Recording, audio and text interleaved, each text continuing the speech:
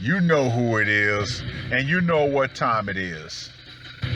Time to piss off some feminists, trad cucks, and whoever don't want to know the truth. Oh well, let's get started. What is going on, gents?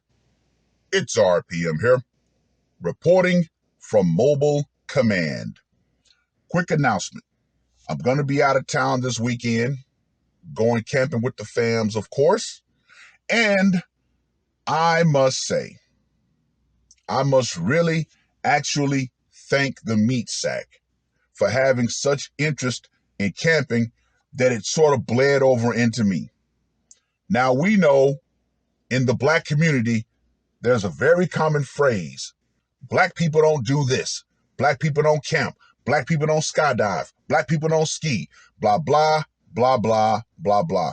Which is another reason why the black community continues to be where it is, because they want to live in this little bubble inside of a black box. Shout out to my brother, Delana McTow, for that series.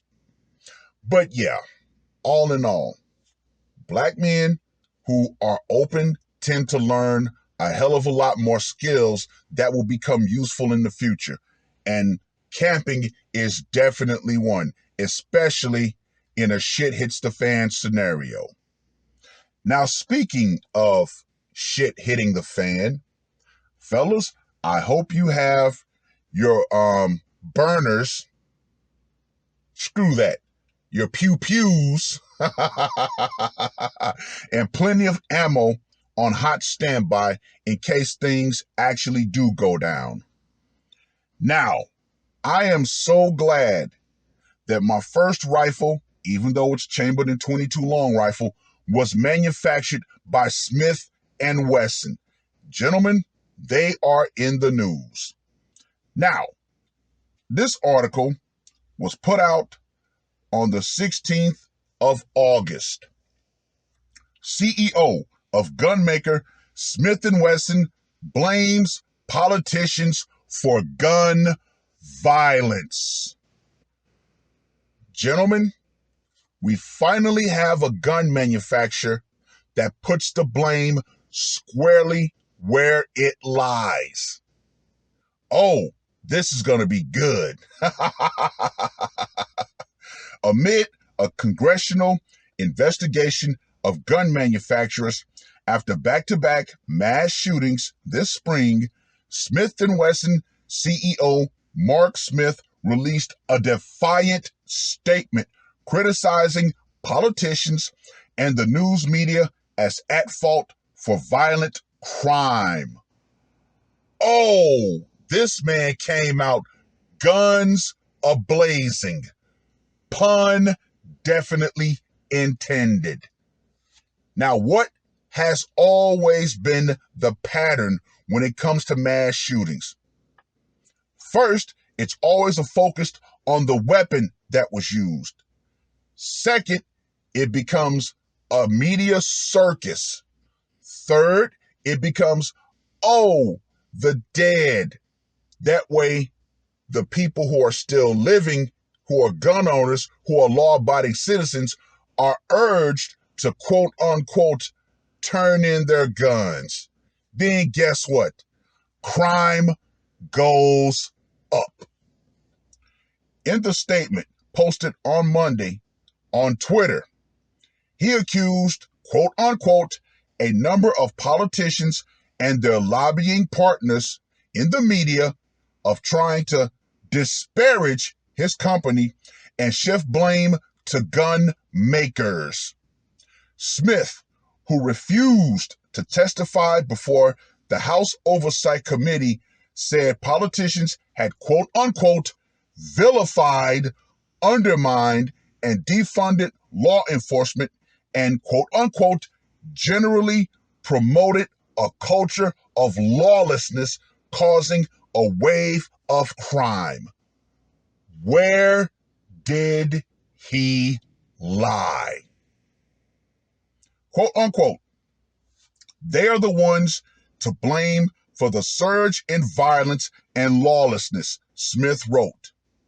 Homicide rates dropped slightly in the first half of this year compared with 2021, yet they remain nearly 40% higher than they were before the start of the pandemic, according to a report the Council on Criminal Justice released last month.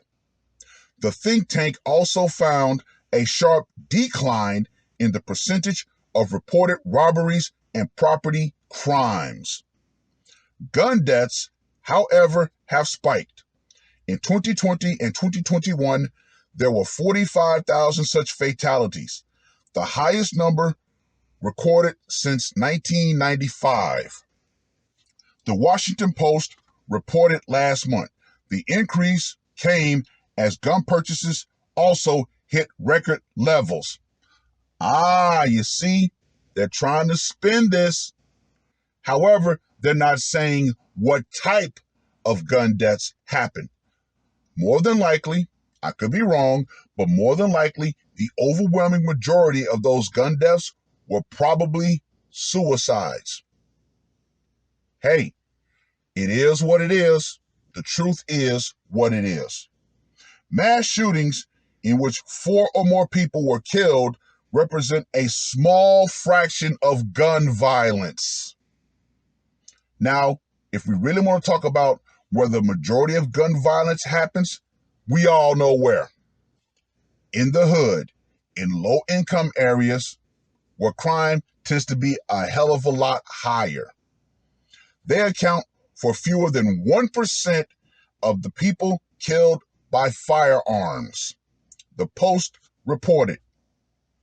Yet such incidents are increasing, and they capture widespread attention because they take a toll on Americans' psyches, creating fear of being in public places. Ooh, no one ever came from that angle. Chief executives from Daniel Defense and Ruger testified before the committee, defending ownership of quote-unquote military-style firearms and arguing that the focus should be on the shooters rather than the guns. Yes, they are correct with that statement.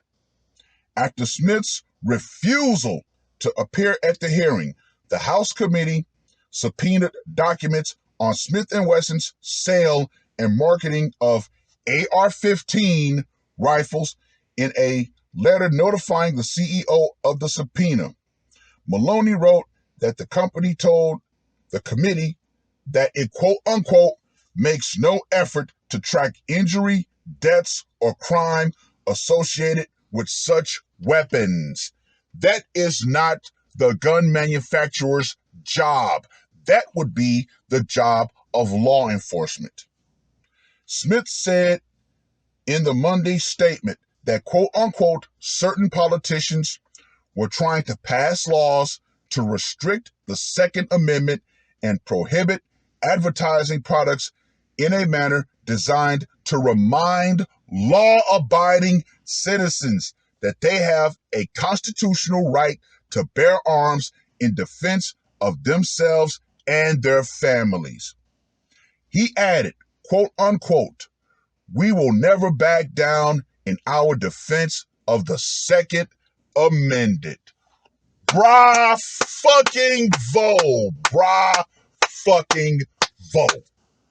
Gentlemen, if you're in the market to buy a gun in the future, I would definitely say Smith & Wesson is where you should put your money. Just saying. Me personally, after seeing this article and of course the accompanying backlash, yeah, my next purchase will be another Smith & Wesson. Period. Point blank.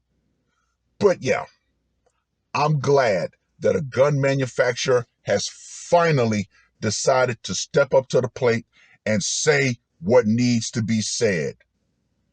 Believe you me, the politicians and the media at large have been responsible. Why? Because one of the things that they always do is they sensationalize the shooter. Period. That right there has always been the biggest mistake when it comes to reporting on mass shootings. The shooter should remain nameless. Why? Because there have been too many copycats who wanted to take their shot at fame or infamy. Well, this guy did this, so I have to top what he did. So the cycle never ends. Or how about this? Mass shooter equals swift execution. Screw the red tape. You killed X number of people. Guess what? We're going to take you out behind the court. Bam! Throw you in an unmarked grave. That right there would definitely curb a lot of people from thinking, you know what? I'm going to be the next infamous mass shooter. Well, you know what that means? Bullet to the back of the head, unmarked grave. Thank you. Don't try this at home. But I've rambled on long enough. Read the rest of the article. Let me know what you guys think. And gentlemen, when the power goes out, guess what? Law enforcement is going to go out right along with it. And as Glock, this is their catchphrase, says, when seconds count and police are minutes away, do what you got to do. Whatever gun you got, whatever gun manufacturer you bought from, hey, let loose. Just saying, no one's going to be there in your final moment except you and whoever's trying to do you harm. And guess what? Do what needs to be done. It is what it is. That's all I got to say for this one. R.P.M. I am